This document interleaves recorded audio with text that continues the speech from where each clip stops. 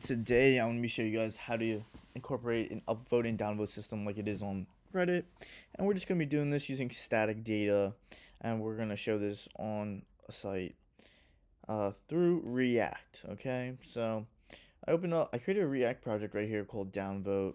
On top left corner, it's called DownVote up here. And I'm in my source file in my app.js. What I did so far is I just removed everything in the return statement. So I'm going to be showing you guys how to make the component for the upvote and downvote system, and then we're going to bring it into the app.js, render it from here, and it would pop up on the site. If you want to see it from a backend perspective, I can create another video and I can teach you some tricks, but let's get right into it.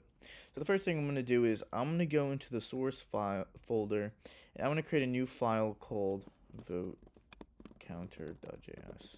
Okay, so now I'm in here, and I could do a React snippet and my life would be a lot easier.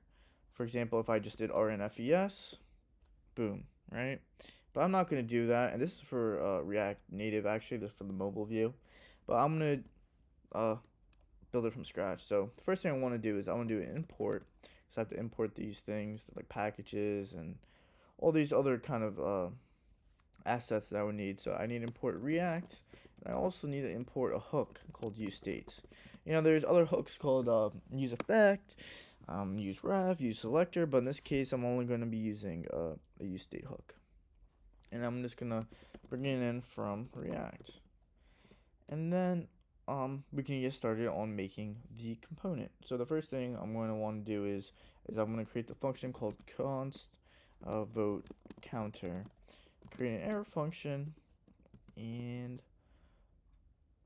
put my curly brackets, and then we're going to create another function called handle upvote. Actually, before I do handle upvote, I want to create the useState hook. So I'm going to do const, create an array of votes, and then set votes, set it equal to useState, and the initial value would be in the parentheses. I can either do 0, 4, but 0, 4, but it makes sense if I just use 0 because usually everything starts 0. And then I'm going to create a new function called const handle upvote. Create another error function. And in this handle upvote, what I'm going to do is I'm going to do set votes, and I'm going to do votes plus 1.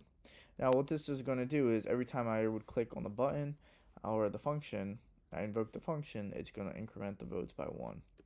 And I can do the same thing for handle downvote and do an error function as well, curly brackets, but this time I'd be doing set votes. If we have votes, I want two cases. So if it's equal to 0 and I click on this, I want it to go to -1 so it can become negative. Not this question mark. If not, then I would just do votes -1. So the reason why I have these two cases is so one negative and then one subtract by 1. And we have the two functions. Great. We can just get right into the return statement now. So I'm just going to do return, create a div container, and in this div container, I'm going to write a p tag. P tag is like a text tag. You can start writing text in here like vote count, and I'm going to set this equal to votes from up here. So it's going to show the actual number of votes. And that's the p tag with the vote count. And what I can do from there is I can add another button. And in this button, it's going to be called upvote. And now the button doesn't do anything yet, so that's why if we want to utilize the function, we have to do an onClick, give it an onClick property, and say handle upvote. Just like that. See? Now it's highlighted. Now this one's not highlighted, and only this one's not highlighted now. And then we can create another button, and we can call this downvote. We can do the same thing. OnClick is equal to this time handle downvote. And now it's not highlighted anymore, or it is highlighted now. The only thing that's not highlighted now is vote count. So let me just give these parentheses at the end. And the reason why is because it's not being exported anymore. So now we have to do export default vote counter. This is going to send the vote counter to wherever we want to use it. If we want to use it like app.js or another file. So I'm going to save this, and this is basically the component, okay? And now, in order to render this, what I have to do now is, it's not just going to work like that. I have to render this in app.js. So since app.js is being rendered in every React project, or usually in every React project, and all I have to do now is just bring it in. So vote counter, oh, right here, okay? So if I just click this, it's going to automatically import it up here, and all I have to do now is just close the tag. Now, if I save this, I shouldn't be getting any errors in my terminal.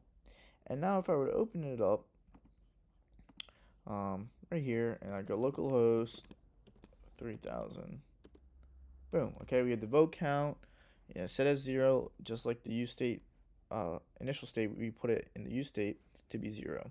Then we have the upvote button, the downvote button with the text. Everything's looking good. Now let's see if the vote functions actually work.